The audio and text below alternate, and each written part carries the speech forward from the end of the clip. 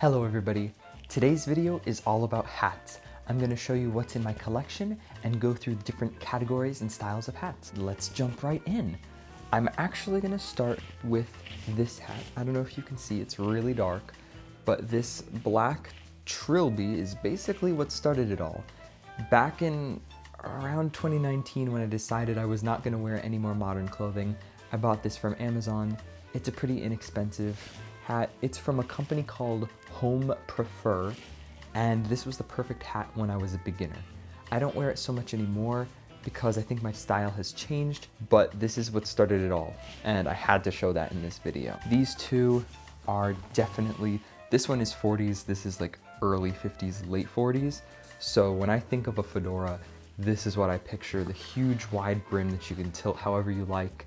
These are very essential pieces of my wardrobe. I wear them a lot with formal stuff and casual stuff.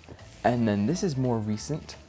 This is a dark chocolate brown trilby, which gets a lot of wear. It goes with so many different things in my wardrobe. I believe it's mid to late 50s, and it definitely, you know, it's got that narrower brim. So I think this is more of a trilby for sure. Time for the next category, straw boaters. I wear these all the time, even when they're out of season. I adore the design of a straw boater, and these here, respectively, are from the 30s, 40s, and 50s. So this one, this is the most well-made one. It has 3 layers of straw, and it's extra sturdy. You can tell when you pick it up that it's a heavier, stronger weave. It came with this blue ribbon originally. This one is thinner. It's still a very nice, sturdy weave though. Yeah, and then this is the 50s one. This is also the original ribbon. I got this dead stock in the original box. It was never worn before, so I'm the first one to be wearing it. And you can tell that it's unworn because of how light colored the straw is. If it had been worn, it definitely would have been slightly darker, more like this one, because the sun tans it like, you know, a person who gets a suntan. So that's my collection of straw boaters, and I'm quite proud of them. This next category comprises of my most formal hats. These don't get as much wear as the others because they're inherently more formal, but they are favorites, and I think formal hats have a very fun aesthetic about them. I'm gonna start with this top hat. Came from Reese's Vintage Pieces. It's faced in silk grosgrain, and it is a collapsible hat, although I am afraid to collapse it. I don't want to break it. And it's from the 30s. I adore it, fits me perfectly. Next we have a 40s Homburg. It's a 40s Homburg. Homburgs are like a predecessor to the fedora. They're basically a more structured fedora, and I would wear this a lot more if it wasn't black because I love the look of a Homburg. I don't wear it too often.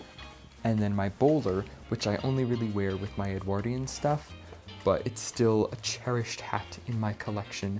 You can't really go wrong with a classic bowler. On to the next category. The final category I'm going to show you today is novelty hats. These are the fun ones. They don't get as much wear as the others, well, except for this one. This is my whoopee cap that I made myself from a blank cloche hat from Amazon. You can buy it for pretty cheap and chop it up and block it yourself. And I covered it in vintagey pins, stuff that I like. This is another handmade thing. Handmade, get it? Replica of the Dr. T hat from 5,000 Fingers of Dr. T.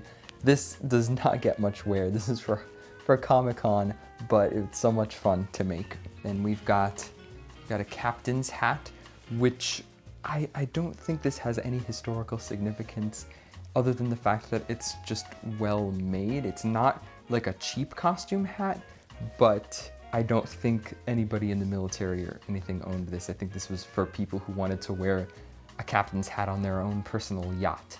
And the label says it's from 2002, so that's when this is from. And I got it the same day I got this pith helmet in green. This I have never worn, but it fits me and it's in my collection. So maybe one day I'll have to find an excuse to wear it. But among these, this is the one that gets the most wear, the whoopee hat. I can't say that with a straight face. This thing is so much fun, and I wear it with my most casual outfits, my casual 50s style t-shirts. It's so much fun. I highly recommend you make yourself one of these. Thank you so much for watching this video. I hope this gives you a little insight in what I'm working with in terms of headgear in my wardrobe. But yeah, thank you so much for watching. I hope you enjoyed.